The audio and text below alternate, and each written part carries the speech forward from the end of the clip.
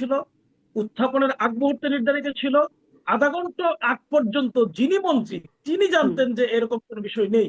হঠাৎ করে একটা যখন উপস্থাপন হলো, এমনকি যখন বিরতি হলো, বিরতির সময় মন্ত্রীকে মহোদয়কে জিজ্ঞাসা করা হলো যে আপনি কেন এই ঝামেলাটা করতে গেলেন, কারণ আগে থেকে তো সব সেটেল ছিল। তিনি সেখানে বললেন যে এইখানে হঠাৎ করে কিছু পোকা ঢুকে গেছে। মানে বলা হলো যে এই পোকা আপনি নিরসন করতে পারলেন না। বলছে যে পোকাটা এমন ভাবে ধরেছে আমরা এই জায়গা থেকে ফিরতে পারিনি, আমরা এটা পোকা চাইনি এই কারা, ঝামেলাটা। পোকা কি বা কারা? আমি আমি শেষ করতে, এবং এই বিষয়ে সম্মানিত আইনমন্ত্রী সংসদে দাঁড়িয়ে বলেছেন যে এই বিষয়টি যেহেতু হঠাৎ করে এসেছে, সংসদের বিধান মতে আমাদের গ্রহণ করতে হয়, সুতরাং গ্রহণ করেছি। আমরা এই বিষয়টি প্রয়োজনে বাদ দিয়ে আবার সংশোধনী আকারে পরবর্তী সংসদের অধিবেশন আমরা উত্থাপন করব। এটা কিন্তু তারা স্বীকার করেছে। এই বিষয়ে স্পিকারের পক্ষ থেকে আনুষ্ঠানিক রুলিং জারি করেছে, রুলিং করে বিরোধী দলীয় নেতাকে নিশ্চিত করেছে যে এই সংশোধনীটি আবার হুম। পরবর্তী সংসদে আনা হবে। হ্যাঁ, তাহলে একটা তো প্রসঙ্গ আপনাদের থেকেই দাবিটা যায়, মোটামুটি আপনার সফল নতুন হলো। ওয়াদাগুলো।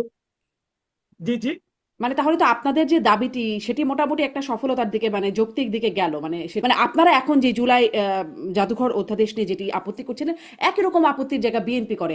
ওই ছলচাতুরিটা যেটা বিএনপি দেখছে সেটা আপনারা দেখেন কিনা, এই প্রশ্নটা আমার ছিল। আমি একটু নীলোফার চৌধুরী মণি এসেছে, আমি একটু আপনাকে স্বাগত জানাচ্ছি নীলোফার চৌধুরী মণি। আমি আপনাদের বিরুদ্ধে বিরোধী দল মানে সরকারি দলের বিরুদ্ধে বিরোধী দল অভিযোগ করছে আস্থা ভঙ্গের, বিশ্বাস ভঙ্গের, ওয়াদা ভঙ্গের, এবং সংসদ থেকে ওয়াকআউট করে জুলাই গণঅভ্যুত্থান স্মৃতি জাদুঘর বিল নিয়ে আলোচনার এক পর্যায়ে সংসদ থেকে ওয়াকআউট করে সাংবাদিকদের সামনে সংবাদ সম্মেলন করে এই গুরুতর অভিযোগগুলো করেছে। আপনাদের কি বক্তব্য? ধন্যবাদ আপনাকে, যারা শুনছেন, এবং আমার সহ-আলোচককে শুভেচ্ছা। দেখেন, বিএনপি কখনো তার কথার খেলাপ করে না। বিএনপি যেভাবে কথা বলেছিল, আপনি আপনি নিশ্চয়ই আপনি সাক্ষী, আপনি নিজে টকশো করেন, আপনি করেছেন। বিএনপির যখন সংস্কার কমিটি হয়, বিএনপি কিন্তু প্রত্যেকটা কমিটির মিটিং এ অ্যাটেন্ড করেছে, যেখানে যেখানে নোট অফ ডিসেন্ট দেওয়ার দিয়েছে, যেখানে যেখানে বলা দরকার যে এটা করলে পরবর্তীতে সংবিধানে সমস্যা হবে, এটা করলে পরবর্তীতে আমরা কাজ করতে পারবো না, এবং সবশেষে যেহেতু সংসদই মূল আলোচনার কেন্দ্রবিন্দু, সংসদ থেকেই বিল আকারে পাশ করা হয়, সেহেতু সংসদে আলোচনা করলে কিন্তু 2/3 মেজরিটির ভোটে এটা কিন্তু বানচাল হয়ে যেতে পারে। সবগুলো কিছু, আপনি যেমন গণভোটের কথা বলেছেন, বিএনপি প্রথমেই শুরুতেই গণভোট নিয়ে কথা বলেছিল। আমরা বলেছি বিভিন্ন জায়গায়, আমরাও তখন তো সংসদ ছিল না, আমরা বিভিন্ন টকশো গুলোতেও আপনাদের মাধ্যমে বলেছি যে এই গণভোট সংবিধানে নাই। এই গণভোট করার আগে আরেকটা গণভোট করতে হয়, যে এই গণভোটটা জনগণ করবে কি করবে না। তখন কিন্তু সংস্কার কমিটি নিজেদেরকে এত বেশি মূল্যবান মনে করেছিলেন, এত বেশি যে ওনারা যা বলেন এটাই মনে হয় আইন।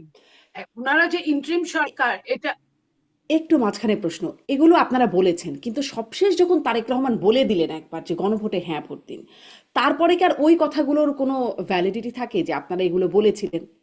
নো, নো, অবশ্যই থাকে। আপনি একটা জিনিস বলেন, যে জিনিসটার ভিত্তিই নাই, যে জিনিসটা ভিত্তিহীন, আপনার, আমি যদি বলি যে আপনার জুলাই সনদে যে সিগনেচারটা নিয়েছিল বিএনপি, যে যে জুলাই সনদে সিগনেচার করেছিল, আপনি জানেন সেটা উইথ নোট অফ ডিসেন্ট। হুম। আর যেটা প্রকাশ করেছিল ইন্টারিম সরকার প্রধান, সেটা উইদাউট নোট অফ ডিসেন্ট। তো এই যে উইদাউট নোট অফ ডিসেন্ট বিএনপির সাথে সাথে বলেছিল।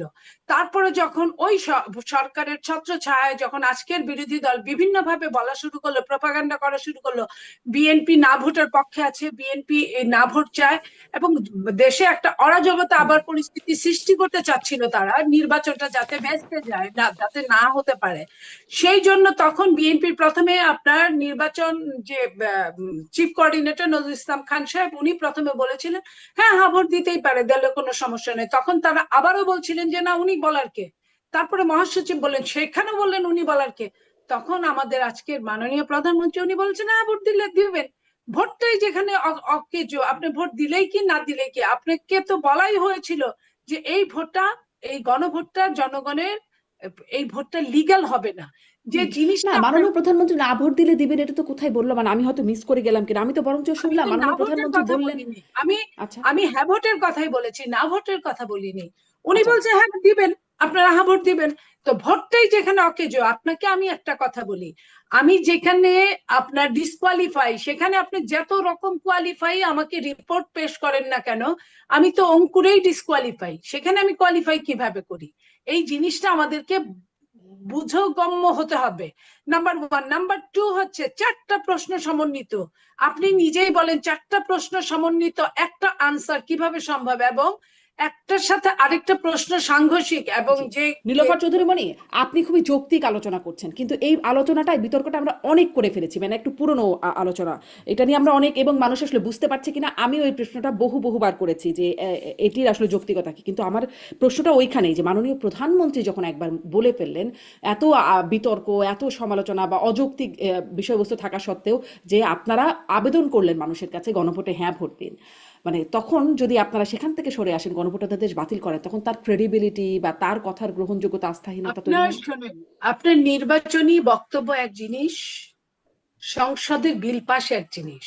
আমরা তাহলে নির্বাচনী নির্বাচন, বক্তব্যকে কম বিশ্বাস করব? নো, আমি ওটা বলছি না, আমি আমার কথাটা শোনেন। জি। নির্বাচনের বক্তব্যে আপনি আপনার ওই এনভায়রনমেন্টটাকে আপনি ধরতে পারেন, কিন্তু আপনার এনভায়রনমেন্টকে আপনার আইনের মধ্যে যদি বিদ্ধ থাকে, তাহলে কি সেটা সম্ভব? সেটা যদি আইনে যদি আপনার ধরা বাঁধা থাকে, সেটা কি সম্ভব? তো একজন মানুষের চেয়ে কিন্তু আপনার একটা আইনের বেশি কার্যকারিতা। আইন মানুষের সমন্বয়ে হয়, কিন্তু সমস্ত মানুষের, ম্যাক্সিমাম মানুষের সমন্বয় আইনটা হয়, 2/3 মেজরিটির সমন্বয়ে আইনটা হয়। ওই হা ভোট দেওয়ার সঙ্গে এই আপনার গণরায় পাশ হওয়ার মধ্যে কোনো যুক্তিকতা নাই। যে ভোটটা একটা এক্সট্রা কাগজ বই কিছুই ছিল না সেই দিন। আমি আবারও বলছি এই কথাটা, কারণ একটা ওই সময়ে নির্বাচনটা ভীষণ দরকার। নির্বাচনটাকে সাকসেসফুল করার জন্য, নির্বাচনে জনগণকে ভয়ভীতির ঊর্ধ্বে উঠে নির্বাচনে এসে ভোট দেওয়ার জন্য, আপনার মনে করেন যদি এক্সট্রা কোনো কাগজে কেউ যদি কিছু কোনো আপনার সিল দেয়, আপনার সেটা আপনি মনে করেন আপনার একজন মেয়র হবে, আপনার 2টা মেয়রের কাগজ দিতে পারে। তো একটা মেয়রের কাগজ তো এমনিই আগে আপনার কে লিগ্যাল, দল থেকে কাকে মনোনয়ন দেওয়া হয়েছে কি হয় না, ওটা তো এমনি আগে আপনার বাচ্চা যাবে। সো এইখানে আইনটাকে আপনাকে ধরতে হবে। আইনের ঊর্ধ্বে মাননীয় প্রধানমন্ত্রী না, আইনের ঊর্ধ্বে আপনি না, আইনের ঊর্ধ্বে আমি না, আমরা কেউই আইনের ঊর্ধ্বে না। আইনটাকে যদি এখানে কোনো চেঞ্জ আনতে হয়, তাহলে আইনটাকে 2/3 মেজরিটি দিয়ে আইনটাকে চেঞ্জ করতে হবে, তাহলে সংশোধনী তো আনতে টু হবে। থার্ড মেজরিটি মানে আবারও কি একটা স্বৈরাচার হবার প্রক্রিয়া থাকবে না তো? মানে যেহেতু বিএনপি রয়ে গেছে, তারা যা বলবে তাই বাস্তবায়ন করতে পারে সংসদে, যেমনটি আসলে আওয়ামী লীগ পারত। বিএনপি যা বলবে তা বাস্তবায়ন করতে পারবে, কিন্তু বিএনপি তো তা করবে না, করবে না বলেই কিন্তু এত কথার সূত্রপাত হচ্ছে। নইলে আপনার মনে করেন যে বিএনপির তো লাভ আছে, জুলাই সনদ সম্পূর্ণরূপে হইলে বিএনপি এখন ক্ষমতায় আছে, বিএনপির লাভ থাকবে না। কিন্তু জুলাই সনদটা পুরাপুরি, আর রাষ্ট্রীয় সংবিধান আলাদা জিনিস। রাষ্ট্রীয় সংবিধানকে কাটাছেঁড়া করে এমন কিছু করা যাবে না, সেটার সাথে সংযোজিত হতে পারে, যেটা হচ্ছে এখন 133টা আপনার অধ্যাদেশ কাজে লাগাচ্ছে যেখানে যেখানে, সেটা হচ্ছে। কিন্তু জুলাই সনদের যে গণরায়টা কোনো সংবিধানের মধ্যে এটা আপনার যায় না, এটা সংবিধানের একদম সাংঘর্ষিক সংবিধান থেকে। সো সেইখানে কিছু করতে গেলে চোখ বন্ধ করে আগে সিল মারতে হবে, 2/3 মেজরিটি আনতে হবে। 2/3 মেজরিটি বিএনপি আনবে কিনা, সংবিধান বিএনপি সারা জীবন ক্ষমতায় থাকবে না, সংবিধান একদিন বিএনপিরও খুব কাজে লাগবে, যেটা বিগত দিনে কাজে লেগেছিল সেই সময় স্বৈরাচার কিন্তু সেটা আমলে নেয় না, যা খুশি তাই করেছে। সো এখনো যদি আগামী দিনে এরকম হয়, যা খুশি তা তো বিএনপি করতে পারবে না, করা যাবে না, করা গেলে তো সেই আমরাও তো ফ্যাসিস্টের মতোই হয়ে যাই। জি।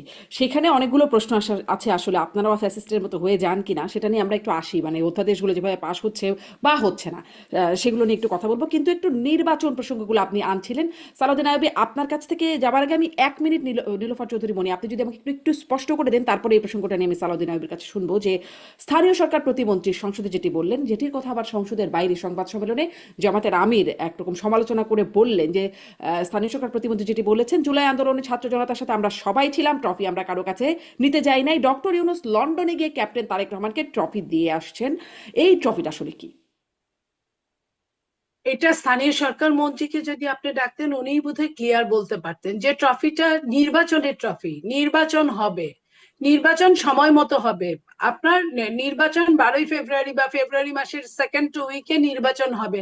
আমরা তো এইটুকুই জেনেছি যে একটা নির্বাচনের ডেট তখনও দেওয়া হয় নাই, যে ট্রফিটার কথা বলেছেন এলজিআরই প্রতিমন্ত্রী, সেটা নির্বাচনকে বেগবান করার জন্য ডক্টর ইউনূস সাহেব, ইন্টারিম সরকার প্রধান, উনি গিয়েছিলেন। যখন বিএনপি আন্দোলন করছিল স্থানীয় সরকার নিয়ে, তখন সেটাকে থামানোর জন্য, দমানোর জন্য বিএনপি কে বলেছিল যে আমরা আমাদের কথা রাখবো, আমরা শেষ পর্যন্ত কথা রাখবো, এবং তারা কথা রেখেছিলেন। তো আমি তো এটাই মনে করব, নির্বাচনটা হওয়াটাই তো একটা ট্রফি বাংলাদেশের সামনে। না, এত কিন্তু বছর তিনি বললেন যে নির্বাচন নাই। মানে নির্বাচনের তাকে ট্রফি দিয়ে, তারেক রহমানকে ট্রফি দিয়ে নির্বাচনের তারিখ নিয়ে আসছেন, মানে তাহলে ট্রফিটা আসলে কি সেটি আমি একটু সালাউদ্দিন ট্রফিটাই আইয়ুবের কাছ নির্বাচন, থেকেও। ট্রফিটাই নির্বাচন। নির্বাচন হলে আপনি নিজেও জানেন যে কে কে ক্ষমতায় আসতে পারে, কে আসতে পারে না, রাষ্ট্রীয় দায়িত্ব কার হাতে থাকতে পারে। বিএনপি বড় দল না ছোট দল? বিএনপি কি কাউকে ওভারটেক করে এসেছে? তা তো আসে নাই। আপনার যে দেশে আওয়ামী লীগ নাই, জি, আরো আরো যারা নীলোফার থাকার চৌধুরী তারা মনি, নাই। আসি আপনার কাছে, আওয়ামী লীগ প্রসঙ্গে একটু আসবো, আসি আপনার কাছে সালাউদ্দিন আইয়ুবের কাছ থেকেও। ট্রফি নিয়ে যেহেতু আপনারা এত মানে সেটা নিয়েও সমালোচনা করেছেন, মাননীয় বিরোধী দলীয় নেতা বলেছেন যে ট্রফি, এই বিষয়টা নিয়ে তিনিও প্রশ্ন তুলেছেন। আপনারা আসলে ট্রফি বলতে কি বুঝতে পারছেন? ধন্যবাদ আপনাকে। আপনার এই প্রশ্নে আমি আসবো, এর আগে ছোট কিছু বিষয়ে কথা শেষ করে নিই। আহ আমার কাছে, আমি এখন সংসদ সদস্য গাজীপুর 4 কাপাসিয়ার। আমার কাছে একটা বিচার আসলো, একজন মেয়ে আসলো, তিনি এসে বলল যে আমার সন্তান হওয়ার পর স্বামী আমাদের বিয়ে হয়েছে এটা মেনে নিচ্ছে। তারপর স্বামীকে ডাকলাম, স্ত্রী একসাথে বসলাম। স্বামী বলতেছে যে আমরা দুইজনই স্টুডেন্ট ছিলাম, একটা সময় সম্পর্কের এক পর্যায়ে মনে হলো যে একসাথে থাকা দরকার। তখন আমরা একটা কাজী অফিসে গিয়ে দুইজনের সমঝোতার ভিত্তিতে আমরা একটা কাবিননামা করলাম। কোথায় ছিল যে এটা হলো থাকার সমঝোতার কাবিন। পরবর্তীতে এক পর্যায়ে, সম্পর্কের এক পর্যায়ে বাচ্চা হইলো। এখন আমি আসলে তার সাথে বৈবাহিক সম্পর্ক হয়েছে এটা স্বীকার করতে চাই না। এই বাচ্চা যদিও আমার, আমি এটা মানতে চাই না। আমি আইনজীবীর সাথে কথা বললাম, কাজী সাহেবের সাথে কথা বললাম, সব তথ্য বলছে যে এটা এই ছেলেকে মেনে নিতে হবে, এটা বাংলাদেশের আইন। এই ছেলে এই স্ত্রীকে অস্বীকার করার কোনো সুযোগ নেই। সংস্কার কমিশনে কিন্তু সরকারের এই এই আপনার এই বিচারের সকল, জায়গায় আমি একটা প্রশ্ন করতে চাই, আপনার এই বিচারের জায়গায় আমি একটু একটু, বলি। কিন্তু আমি আসলে ঠিক এই বিচারের জায়গাটা নিয়ে প্রশ্ন করতে চাই, ওই বিবাহের প্রসঙ্গেই। কারণ এরকমও তো বিবাহ হচ্ছে, বিবাহ হয়েছে এরকম একটা মানে ধারণা দিয়ে যদি এই মানে তার ইভেন বাচ্চা হয়ে গেছে আপনি বলছেন, তাহলে তো ওই লোকের বিরুদ্ধে ধর্ষণের মামলা হবে, মানে তাকে হ্যাঁ, মিথ্যা বুঝ আরে দিয়ে কিন্তু হয়েছে। মেয়েটা এটা চাচ্ছে না, মেয়েটা এটা চাচ্ছে না, ধর্ষণের মামলা চাচ্ছে না, মেয়ে চাচ্ছে তার স্বামীর স্বীকৃতি, স্বামীর স্বীকৃতি, কিন্তু স্বামী এটা চাচ্ছে না। হুম, ধরেন সংস্কার কমিশনে উপস্থিত ছিলেন বর্তমান সরকারের সম্মানিত স্বরাষ্ট্রমন্ত্রী, তিনি প্রস্তাব করেছেন যে কিভাবে জুলাই সনদ বাস্তবায়ন হবে। হুম, সেই প্রস্তাবের একটা অংশ ছিল হলো গণভোট। তিনি একাধিকবার সাংবাদিক সম্মেলন বলেছে যে আমরা গণভোটের পক্ষে, এবং গণভোট নির্বাচনের দিন হতে হবে।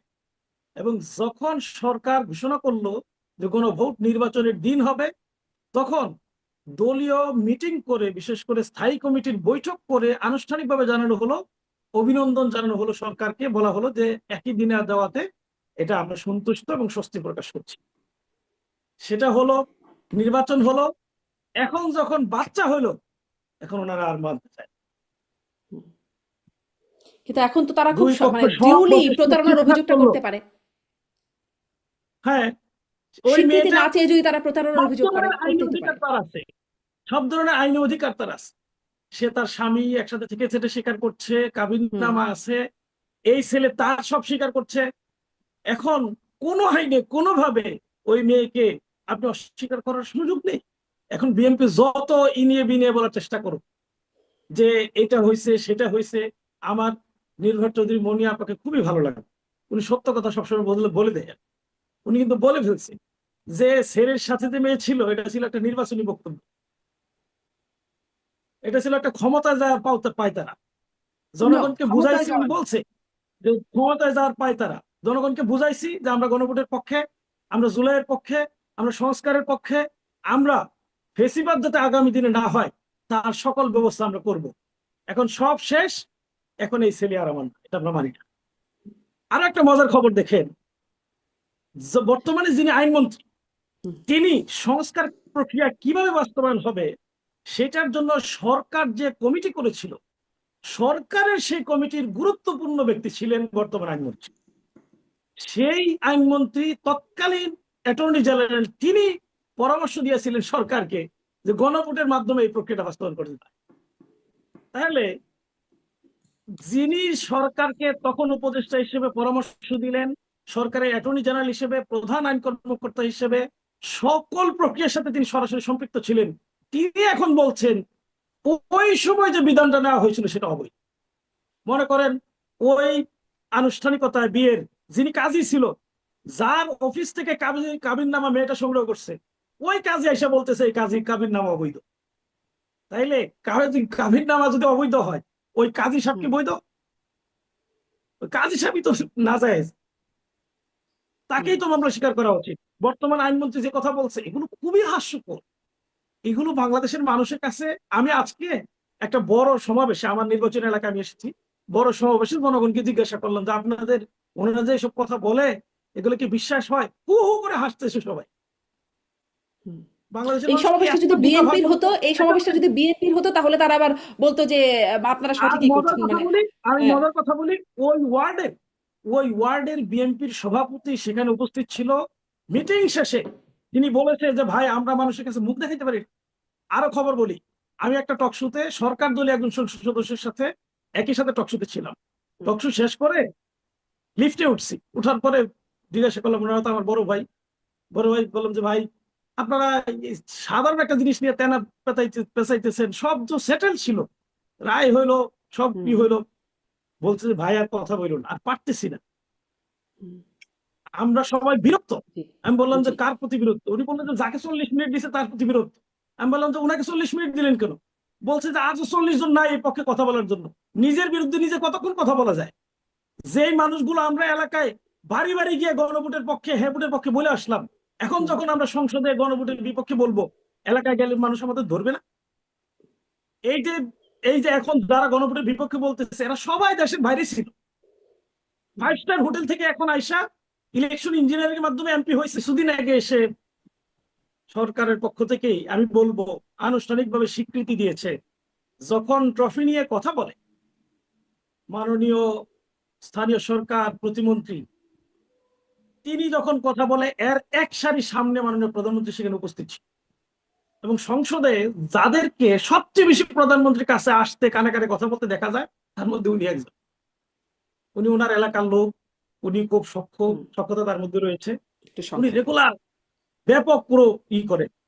উনি এই ট্রফির কথা ঘোষণা দেওয়ার আগেই মাননীয় সাবেক উপদেষ্টা অন্তর্বর্তীকালীন সরকারের রেজওয়ানা, হুম।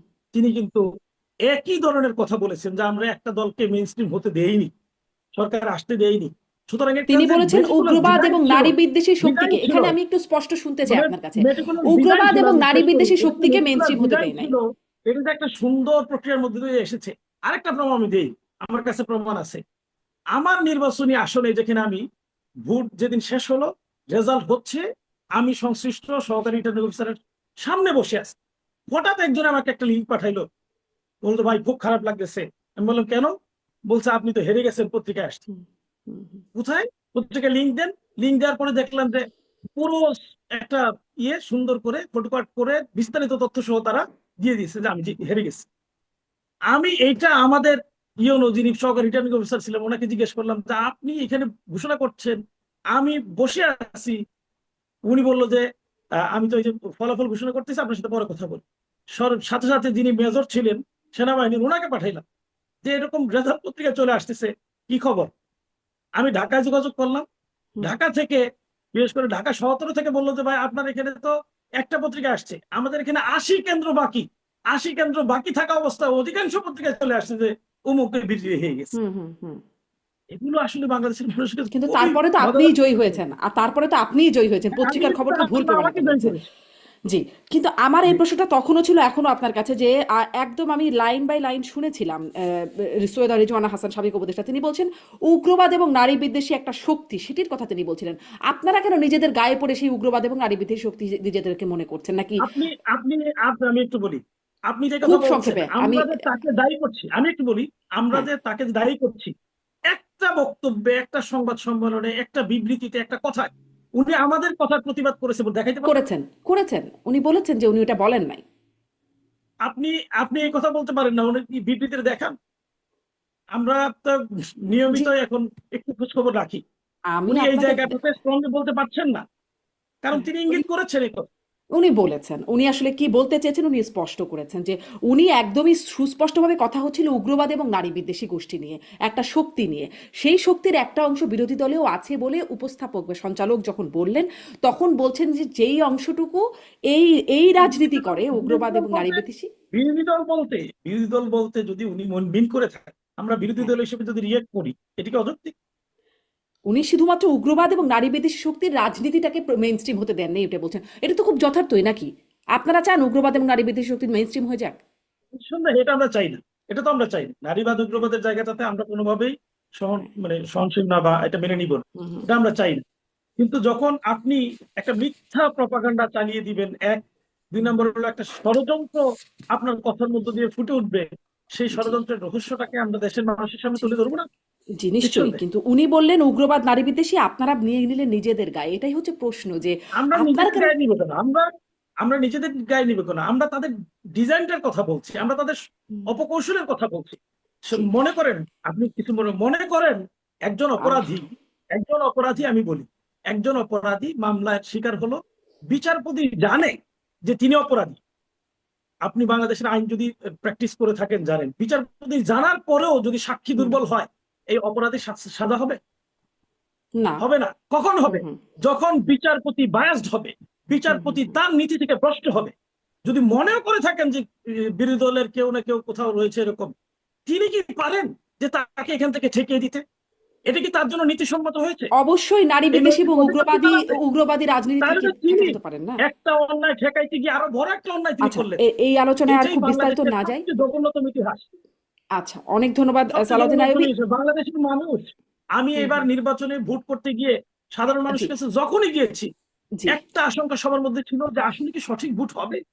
আসলে কি আমি আমার ভোট দেওয়ার পর আমার যে রায়, হুম, হুম। সেই রেজাল্টটা, ফলাফলটা অনেক আমি ধন্যবাদ পাবো? সালাউদ্দিন আইয়ুবী। তাহলে তাহলে আর আওয়ামী লীগ তাড়িয়ে লাভ কি হলো? মানে সঠিক ভোটের যদি সেই চিন্তাই আপনারা করতে থাকেন। আমি নীলোফার চৌধুরী মনিকে আমি একটু শুনতেই চাই। আমি আসলে আপনার কাছে শুনতে চাই যদি এই বিষয়ে ইলেকশন ইঞ্জিনিয়ারিং এর বিষয়ে আপনি খুব সংক্ষেপে কিছু বলেন। তারপরে আমি মূল প্রশ্নটা করব আসলে অধ্যাদেশগুলো যেটি পাশ হলো না, গুম অধ্যাদেশ ধরেন বা দুদক বিষয়ক, গণভোট বিষয়ক, পুলিশ কমিশন অধ্যাদেশ, এই যে এগুলো পাশ হয়ে গেল না, কিন্তু আপনারা যেটাকে কালো আইন বলে প্রতিবাদ করতেন, সন্ত্রাস বিরোধী আইন, সেইটাকে আরো একটু শক্তিশালী করে সেটা পাশ করে ফেললেন সংসদে এবং মানে আওয়ামী লীগের নিষেধাজ্ঞা আসলো। এটা নিয়েও একটু আপনার কাছ থেকে শুনতে চাই নীলোফার চৌধুরী।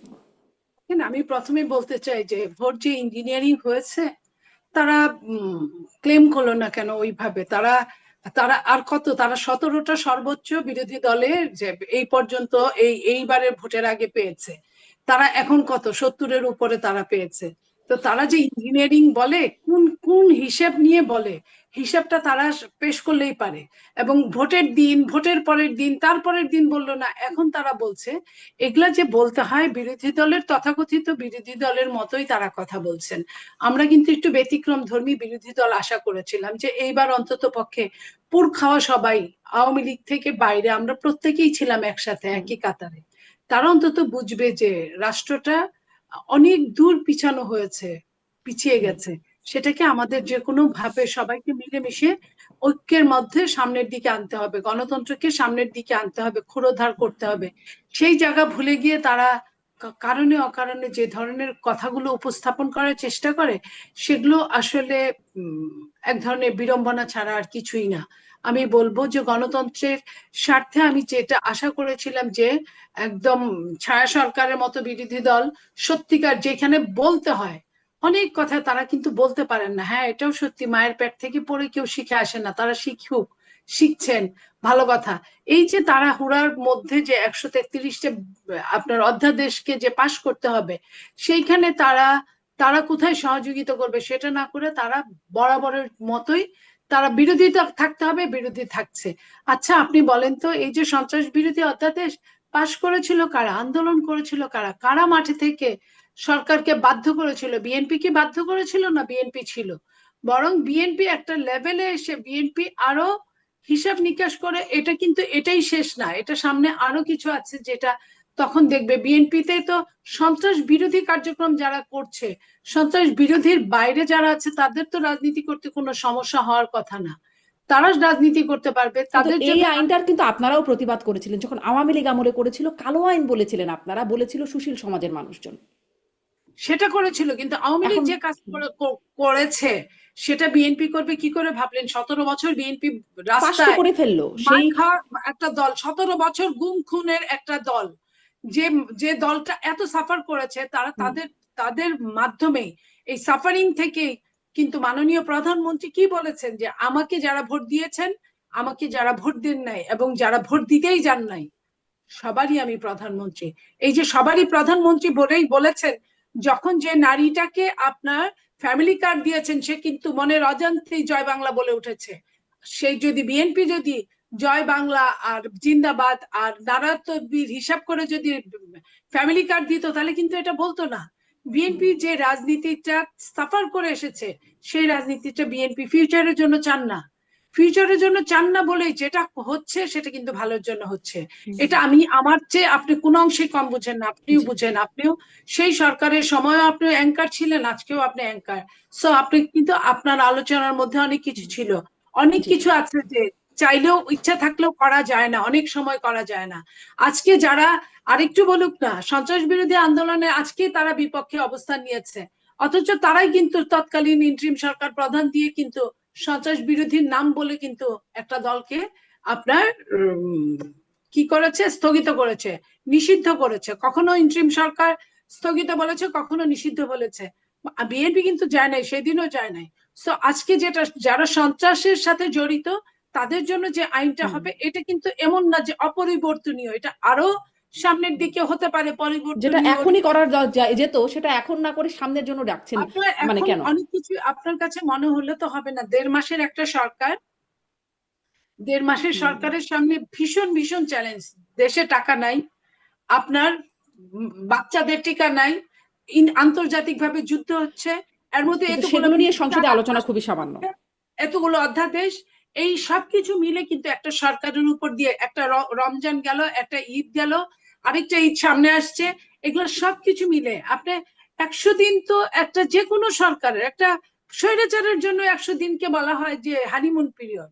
তো বিএনপি কি এমন দোষ করলো যে বিএনপি শুরু করতে 1-1.5 মাস না যেতে বিএনপি কে এত সমালোচনা, এত কিছুর মুখোমুখি হতে হচ্ছে? আমরা মুখোমুখি হতে নিশ্চয়ই ভয় পাই বিএনপির না, কাছে কথা বলি, প্রত্যাশা বেশি ছিল গণ কিন্তু অভ্যুত্থানের পরে আমাদেরকে তো আপনারা একটা এসেছেন সুযোগ বলেই। দিবেন, সময় দিবেন আপনারা। নিশ্চয়ই, নিশ্চয়ই, কিন্তু আপনারা যা শিকার হয়েছেন আপনারা তা করতে চান না। সেই প্রসঙ্গটা নিয়ে যদি আরেকটু, আমার আসলে সময়ও নাই, শেষ হয়ে গেছে, তবুও একটু যদি কথা বলার সুযোগ হয় বলবো। আমি সালাউদ্দিন আইয়ুবী আপনার কাছ থেকেও একটু এই বিষয়টা জানতে চাই যে আপনারাও সন্ত্রাস বিরোধী আইনের বিষয়ে আপনারা যখন এই বিষয়ে নিষিদ্ধ হয়েছিলেন সন্ত্রাস বিরোধী আইনে, তখন এটি অগণতান্ত্রিক অসাংবিধানিক ছিল, এখন সাংবিধানিক, বা আপনারা অবশ্য সংবিধানটাকে খুব একটা আমলে নেন না, কিন্তু এখন গণতান্ত্রিক। ধন্যবাদ আপনাকে, চৌধুরী মনিয়াপাকেও ধন্যবাদ। আমি এই জায়গায় আসতে চাই, একটা ছোট্ট বিষয়কে সামনে রেখে হ্যাঁ, কথা কিন্তু বলতে খুব চাই। সেটা সংক্ষেপে, হলো জি।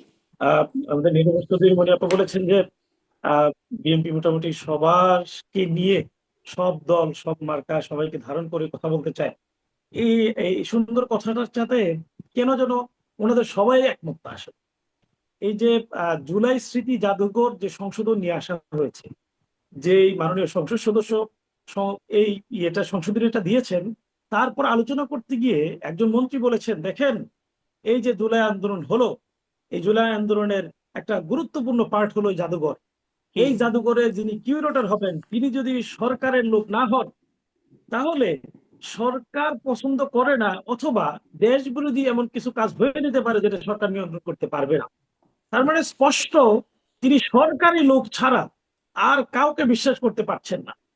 এই জন্যই উনি সেখানে এই সংশোধনীটা একেবারে শেষ মুহূর্তে তড়িঘড়ি করে এনেছেন, যে সেখানে মন্ত্রী অথবা প্রতিমন্ত্রীকে সভাপতি অথবা কিউরেটরের দায়িত্ব পালন হুম। করতে হবে।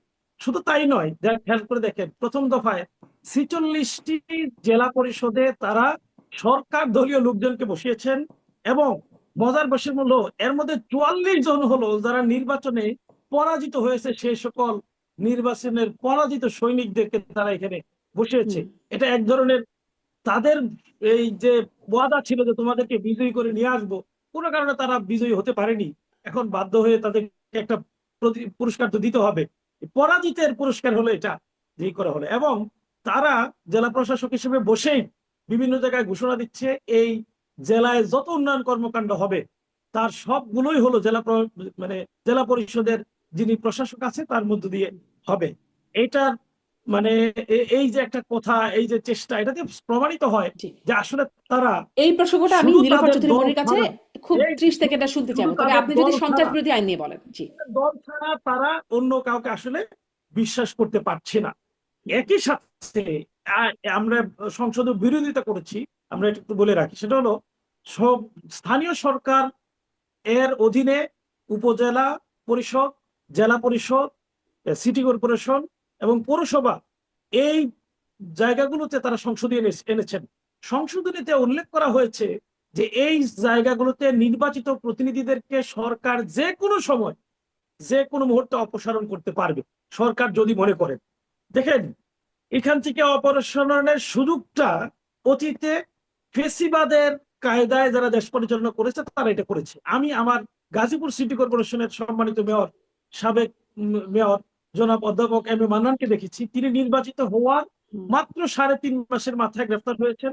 আমি কারাগারে ছিলাম, জি, তিনি 3.5 বছর কারাগারে ছিলেন। হুম, আমি স্যারকে জিজ্ঞাসা করেছি, উনি খুব সম্মানিত মানুষ ছিলেন, স্যারকে যে স্যার আপনার কি অপরাধ, আপনি কি করেছেন? বলছে আমার একটাই অপরাধ যে আমি 1.5 লাখ ভোটে বিজয়ী হয়েছি।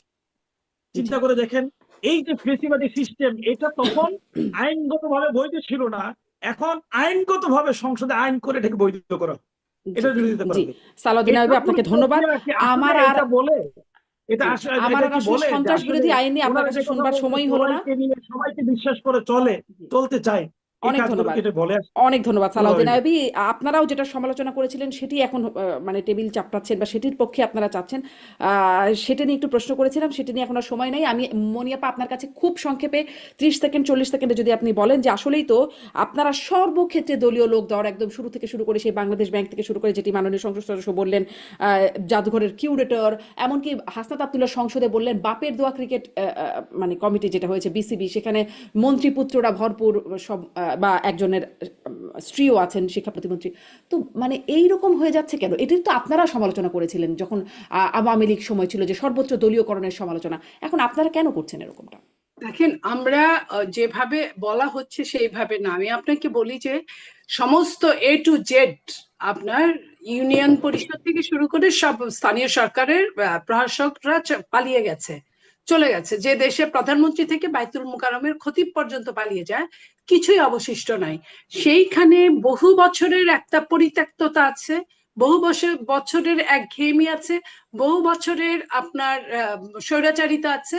সেটার পরে আপনার যেটা হয়েছিল, ইন্টারিম গভর্নমেন্ট আসছিল, আপনি নিশ্চয়ই আপনার ইসের কথা, দক্ষিণ সিটি কর্পোরেশনের কথা ভুলে যান নাই। সেইখানে যখন দক্ষিণ সিটি কর্পোরেশনের রায় পেল, আপনার সরকার থেকে রায় পেল এবং গ্যাজেট পর্যন্ত হয়ে গেল, তখনও কিন্তু ইশরাককে কিন্তু সেই সরকার একটা আজকের বিরোধী দলের ছত্রছায়া তারা কিন্তু দিল না, তারা কোনোভাবেই তাকে বসতে দিল না। এখন আপনি দেখেন, বিএনপি নিয়ে যে ষড়যন্ত্রটা অতীতে ছিল এখনো সেই ষড়যন্ত্র আছে। বিএনপি ইতিমধ্যে, বিএনপি না, আপনার সিটি কর্পোরেশনের ইসি আপনার ঘোষণা দিয়েছে খুব তাড়াতাড়ি ইলেকশন হবে। এখন বাইরের কাউকে যদি বসায় এই জায়গাটায়, তারা যে বিএনপির সাথে খুব সুন্দর কোঅপারেশন করবে এটা কিন্তু কোনোভাবেই বোঝা যায় না। একজন জামাত যাদের সাথে 20-25 বছরের একটা সম্পর্ক ছিল বিএনপির, তারাই এখন সবচেয়ে বড় শত্রুতে রূপান্তরিত হয়েছে। তারাই যা বলতে পারে সেটাও বলে, যা বলতে পারে না 5ই আগস্টের পরে থেকে আমরা তাদের মুখ থেকে তাও শুনছি। সেইখানে আপনি বলেন যে আমার জায়গাটায় আমাকে এখানে বিপদে ফেলার জন্য যা খুশি তাই করতে পারে। তো এই মাত্র কয়টা দিনের জন্য যদি কাউকে দায়িত্ব দেওয়া হয়, আমার তো মনে হয় না যে খুব বেশি এটা নিয়ে কোনো সমস্যা হতে পারে। এটা তো ইলেকশন আসলে সবার জন্য উন্মুক্ত করে দেওয়া হবে এবং সেই উন্মুক্ততা যে দলের নমিনেশন পাবে, জনগণ যাকে ভোট দিবে তারাই পাশ করবে, সেটা নিয়ে তো আর কোনো কথা থাকে না। আর এই দ্বিতীয়ত অল্প কটা দিন ইলেকশন আসা পর্যন্ত অপেক্ষা করা গেল না, মানে এর মধ্যে সবখানে ইলেকশন দলীয় আসা লোক দিয়ে দিতে পর্যন্ত হলো। আপনার অন্তর্বর্তী এত সরকার তো লোক অরাজকতা দিয়েছিল। কিভাবে আশা করা যাবে? আপনি দেখেন ঢাকা শহরে যে হারে মশা হয়েছিল, যে হারে অন্যান্য সমস্যাগুলো দেখা যাচ্ছিল, সেটা আপনি বলেন। আপনার দেশের টিকা পর্যন্ত নাই একটা দেশের, আপনার শুধু হামের টিকা নাই তা কিন্তু না, আপনার জলাতঙ্ক রোগের টিকা নাই, অনেক কিছুই নাই। সেই জায়গায় আপনার কাউকে না কাউকে